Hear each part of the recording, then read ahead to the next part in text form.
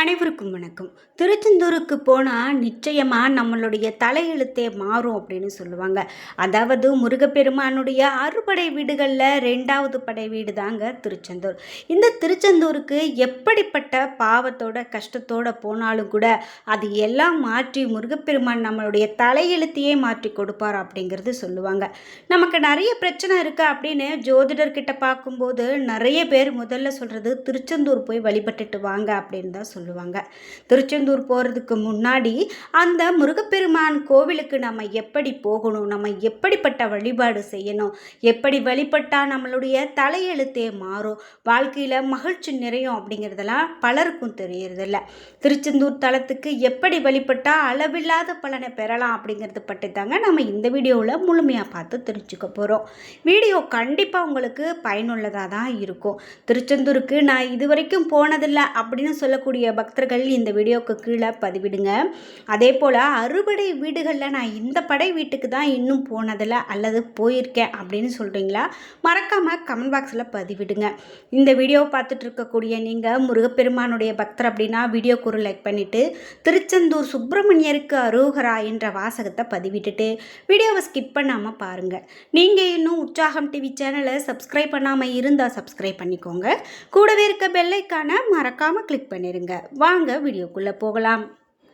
வாழ்க்கையில் நிறைய பேர் கஷ்டத்தை தாங்க பார்த்துட்ருக்கோம். இந்த கஷ்டத்தை எப்படி தீர்க்கணும் அப்படிங்கிறதுக்கு தெரியாமல் தான் நம்ம கோவிலுக்கு போய் வழிபாடு செய்கிறோம்.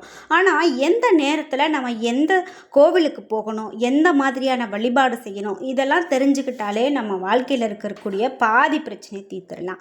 இந்த வீடியோக்கு கீழே டிஸ்கிரிப்ஷனில் வராகியம்மன் ஜோதிட நிலையத்தின் தொலைபேசி எண் கொடுத்துருக்கேன். அந்த எண்ணுக்கு தொடர்பு கொண்டு பேசி பாருங்கள். கண்டிப்பாக உங்கள் வாழ்க்கையில் இருக்கக்கூடிய எல்லா பிரச்சனைகளுக்கும் சரியான தீர்வு கிடைக்கும். சரி, வாழ்க்கையில் என்ன பிரச்சனை வந்தாலும் சரி, அந்த பிரச்சனையை நீங்கணும் அப்படின்னா, மகிழ்ச்சி கிடைக்கணும் அப்படின்னா நாம் வணங்க வேண்டிய முதல் கடவுளாக முருகப்பெருமானை சொல்கிறாங்க. அதாவது முருகனை வழிபடுவங்க கண்டிப்பாக உலகம் முழுவதும் கோடிக்கணக்கில் இருக்கிறாங்க. குழந்தை பாக்கியம் கிடைக்க, குருவருள் கிடைக்க, வேலை கிடைக்க, கஷ்டங்கள் தீர, தோஷங்கள் நீங்க அப்படின்னு பலரும் திருச்செந்தூர் கோவிலுக்கு வந்து வழிபட்டாங்க அப்படின்னா கண்டிப்பாக அவர்களுக்கு இது ஒரு பரிகார தலமாக இருக்கும். வாழ்க்கையில் நல்ல முன்னேற்றம் இருக்கும். திருச்செந்தூர் சென்று வரக்கூடிய அனைவருக்குமே பிரச்சனைகள் அனைத்தும் தீர்ந்துவிடும், தலையெழுத்து மாறிவிடுகிறதா அப்படின்னு பார்த்தா கண்டிப்பாக இல்லை. திருச்செந்தூர் போயிட்டு வந்ததும் ஒன்றுமே நடக்கலையே அப்படின்னு புலம்புறவங்களும் கூட நிறைய பேர் இருக்காங்க. அதாவது எப்படி நாம் வழிபாடு செய்யணும் அப்படிங்கிறதையும் தெரிஞ்சுக்கிட்டு வழிபாடு செய்கிறது தான் நல்லது. அதாவது திருச்செந்தூர் சென்று நாம் முருகனை தரிசனம் செய்கிறது முக்கியம் இல்லைங்க. முருகன் நம்மை காண வேண்டும் என்பது தான் ரொம்ப முக்கியம். திருச்செந்தூர் செல்வதற்கு முதல்ல நம்மளுடைய உடலையும் மனதையும் தயார்படுத்தணும்.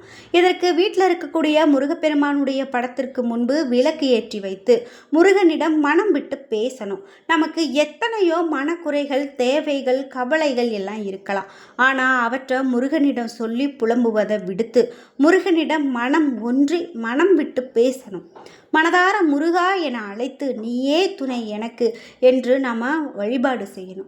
உன்னை தவிர எனக்கு காக்க யாரும் இல்லை, நீயே கதி, நீ அழைத்தால் மட்டும் நான் திருச்செந்தூர் வருவேன் அப்படின்னு மன உறுதியோடு சொல்லி தினமும் திருப்புகழ் படிக்கிறது ரொம்பவே நல்லது. தினமும் திருப்புகழ் படிக்க படிக்க நம்ம வீட்டில் இருக்கக்கூடிய பிரச்சனைகள் எல்லாம் விலகி முருகனுடைய திருவருள் வீட்டில் நிறைவதை உணர முடியும்.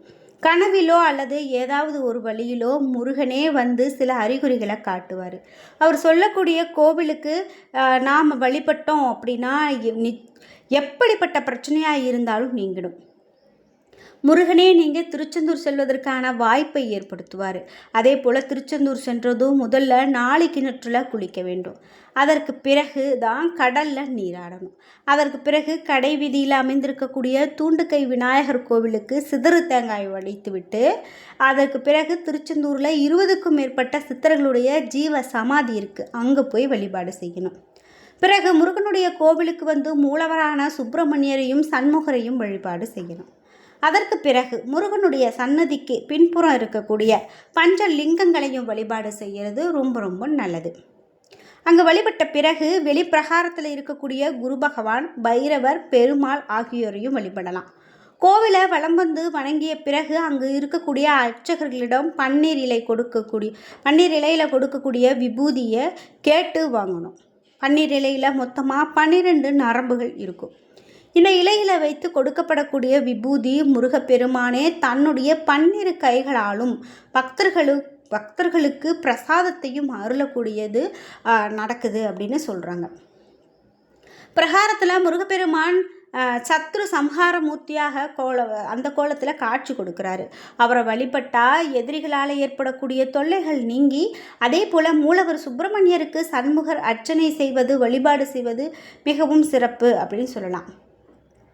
அதே போல் இது மட்டும் இல்லாமல் திருச்செந்தூர் செல்வதாக இருந்தால் புதன்கிழமையில் புறப்பட்டு சென்று இரவு அங்கு தங்கி வியாழன்கிழமையில் முருகப்பெருமானை வழிபடுவதே சரியானது அப்படின்னு சொல்கிறாங்க. அதாவது குரு பகவானுக்கு முருகப்பெருமான் அருள் செய்த தலம் என்பதாலும், முருகன் திருத்தலங்களில் திருச்செந்தூரில் மட்டுமே முருகப்பெருமான் படைத்தல், காத்தல், அழித்தல் ஆகிய 3 தொழிலையும் செய்யக்கூடிய பிரம்மா, விஷ்ணு, சிவன் ஆகிய மும்மூர்த்திகளுடைய வடிவமாக அருள் செய்கிறார் அப்படின்னும், திருச்செந்தூர் தலத்துக்கு சென்றால் குறைந்தபட்சம் 8 முதல் 12 மணி நேரம் அங்கேயே இருக்க வேண்டும். அப்போதுதான் அந்த தெய்வத்தினுடைய முழு அருள் கதிரையும் பெற முடியும் அப்படின்னு சொல்கிறாங்க. இந்த முறைகளை நாம் பின்பற்றி திருச்செந்தூர் தலத்திற்கு சென்று வழிபட்டோம் அப்படின்னா நிச்சயமாக முருகப்பெருமானுடைய அருளால் கர்ம வினைகள் அனைத்தும் நீங்கி தலையெழுத்து மாறும் அப்படின்னு சொல்கிறாங்க. பொதுவாகவே திருச்செந்தூர் சென்று நம்ம வழிபட்டோம் அப்படின்னா நம்மளுடைய தலையெழுத்தே மாறும் அப்படின்னு சொல்கிறது இதனால தாங்க சொல்கிறாங்க.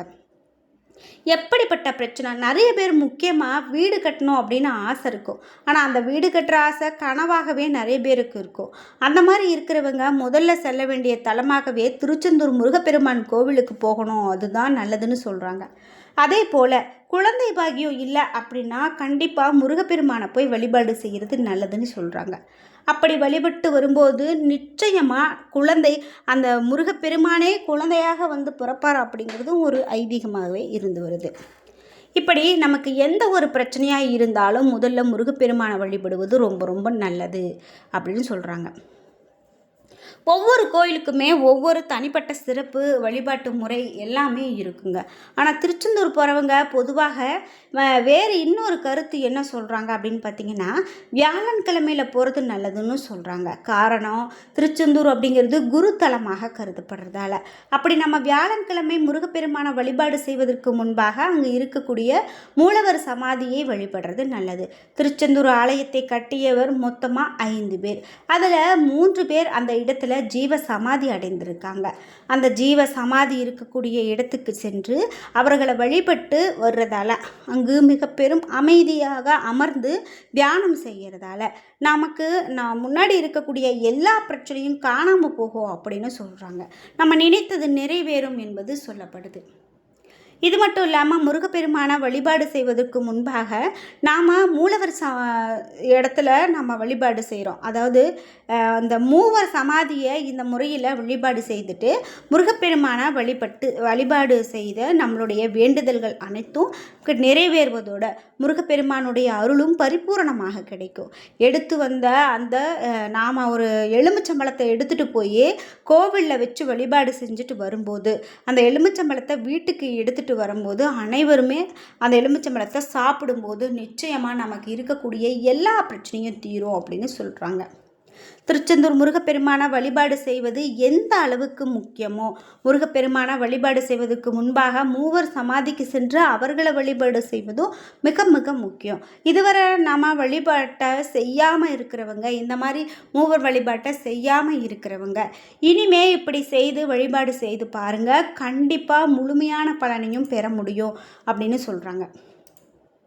இப்படி திருச்செந்தூர் போகணும் அப்படின்னு நினைக்கிறவங்க இந்த மாதிரியான வழிமுறையை கடைப்பிடித்து வழிபட்டுட்டு வாங்க.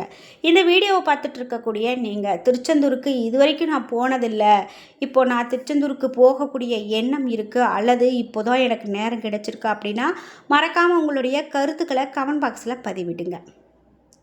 என்ன நண்பர்களே, இன்றைக்கி வீடியோவில் திருச்செந்தூர் பற்றிய நிறைய தகவல்களை நம்ம பார்த்து தெரிஞ்சுக்கிட்டோம். இந்த வீடியோ கண்டிப்பாக உங்களுக்கு ரொம்ப பயனுள்ளதாக இருந்திருக்கும். வீடியோ உங்களுக்கு பிடிச்சிருந்தா லைக் பண்ணுங்கள், ஷேர் பண்ணுங்கள், கமெண்ட் பண்ணுங்கள். நீங்கள் இன்னும் உற்சாகம் டிவி சேனலை சப்ஸ்கிரைப் பண்ணாமல் இருந்தால் சப்ஸ்கிரைப் பண்ணிக்கோங்க. கூடவே இருக்க பெல் ஐக்கானை மறக்காமல் கிளிக் பண்ணிடுங்க. நன்றி வியூவர்ஸ்.